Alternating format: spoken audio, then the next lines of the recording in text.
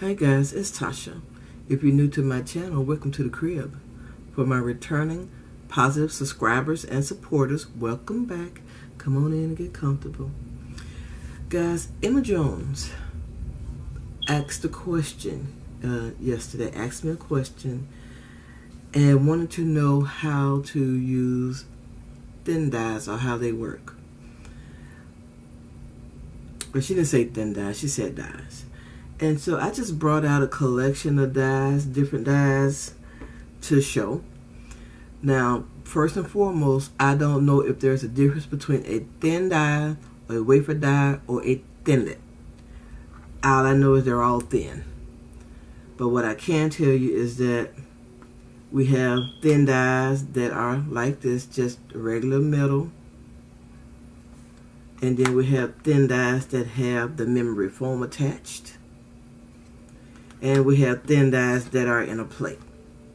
You see all of the images, you got separate images, but they're all on one plate. And one of my favorite dyes really is the steel rule dye, which is this thing right here. And this is a Sizzix one, Tim Holtz Alterations, but it's, I guess, produced by Sizzix, or it's a Sizzix brand. And these are the one with this foam that's here, and you can see there's some kind of went in. But if you see that little shiny metal, that is the actual dye that's in there. You could see it at one point. Can't see it now. I don't know what I did, but it was there. There it is. I had to get the light to hit it. So I'm just going to demonstrate to you how this works. Now, I use a couple of machines. One of them is a vintage, and the other is a Cutterbug. Now, I've been using my Cutterbug lately because it's smaller for me and a little bit more convenient, but the sucker is heavy. And this is how the machine looks. And you have the two plates that come down like so. Let me twist it around so you can see. Yeah, that's how it is. And it has your handle here, and this is the handle that you use to help the dyes to roll on through. Now, I've had this machine 4 years, and I hopefully I'm not telling you wrong, but these machines come with one A plate, which is this big opaque block here. 2 B plates, and you see my B plates are well used, and 1 C plate, which is also a well used plate. And I think I'm using this wrong, but but I may not be. But anyway,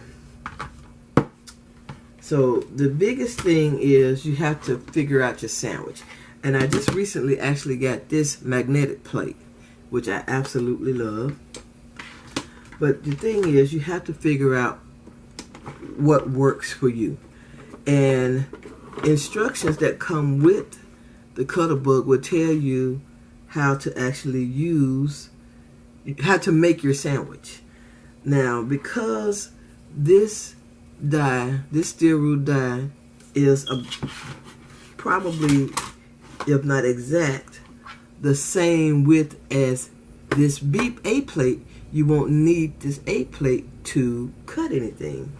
You would use the 2 B plates, which I have here. So let me see. I know I had some paper I had pulled out right here that we're going to be using to demonstrate how to cut with these. So let me just cut this off.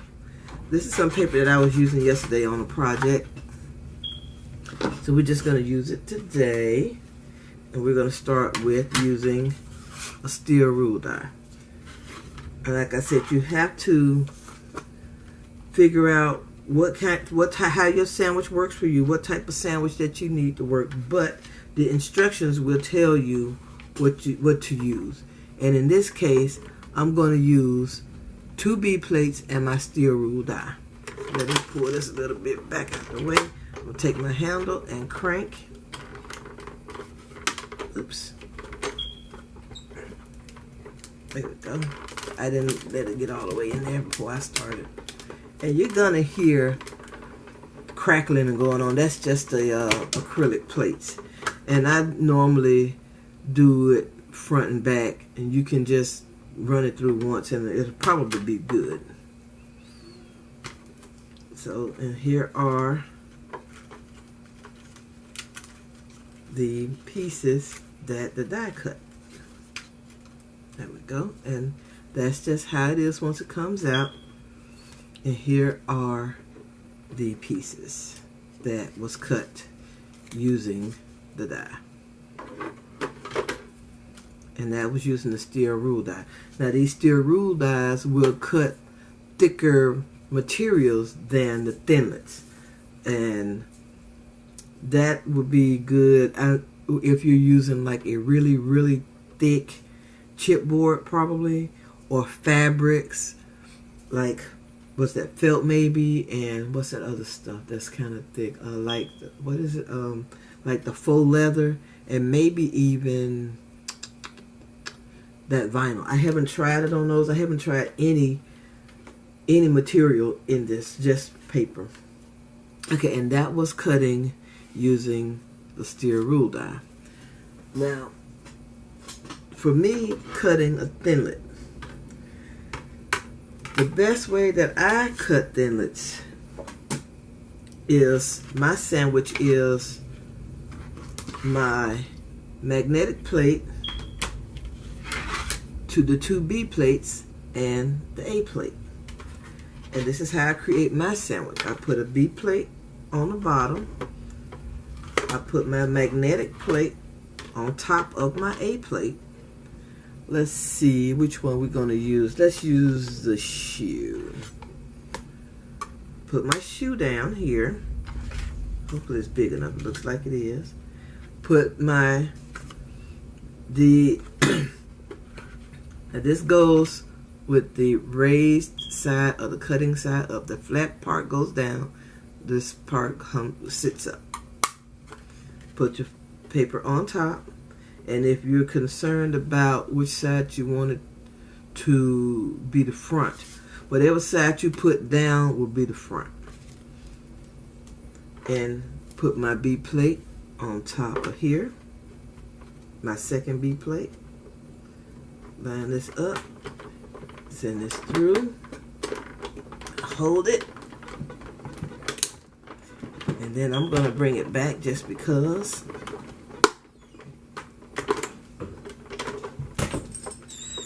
And here is my shoe. Let me move this stuff out the way so I can show you how I'm going to get the actual shoe out of the die. And I have this little tool here. It's from Sizzix. And this is what I use when it's kind of hard to get these little pieces out. I had a foam a piece of foam, but I don't know where it is. But if you take it and run this over, you see the little pieces just falling out. And it also helps to clean out the die itself.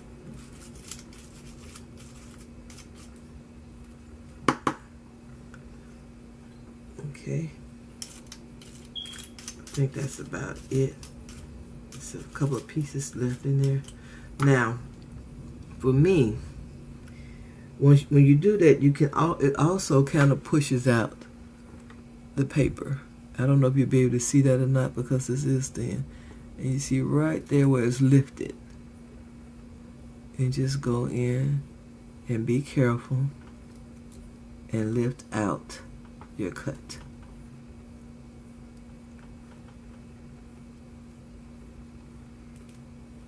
There we go. Let me put this against here. And that is the cut from this shoe die.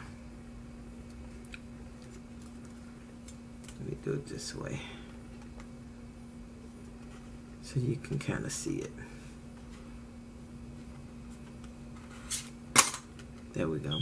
So that's how the shoe cut looks from this die. And the last one I'm going to demo is the die with the memory foam. So I'm just going to take, let's do the Polaroid. The Polaroid. Let me move this out of the way.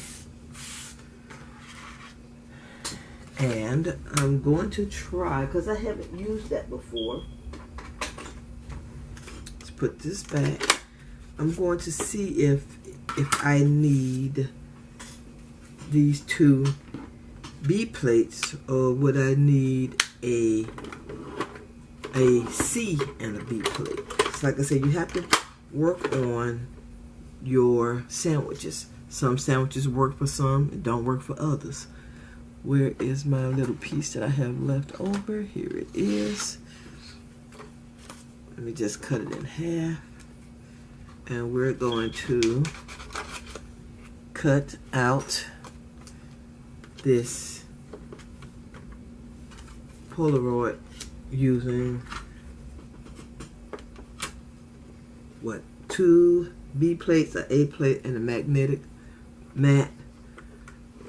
And let's see how it works.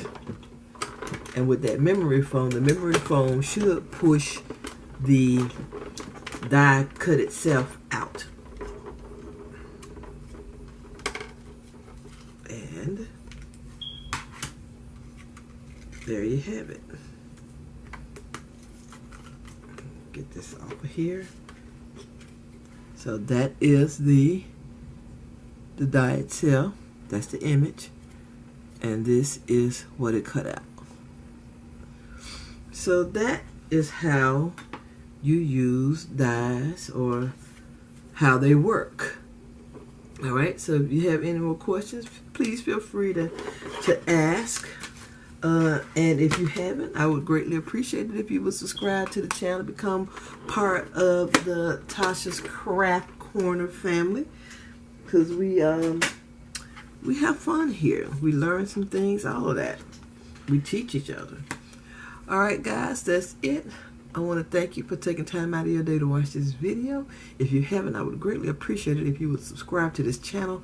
Also, if you like this video, please give it a thumbs up. All your comments are truly appreciated. Come back anytime and I see you all in my next video. Bye bye, love bugs.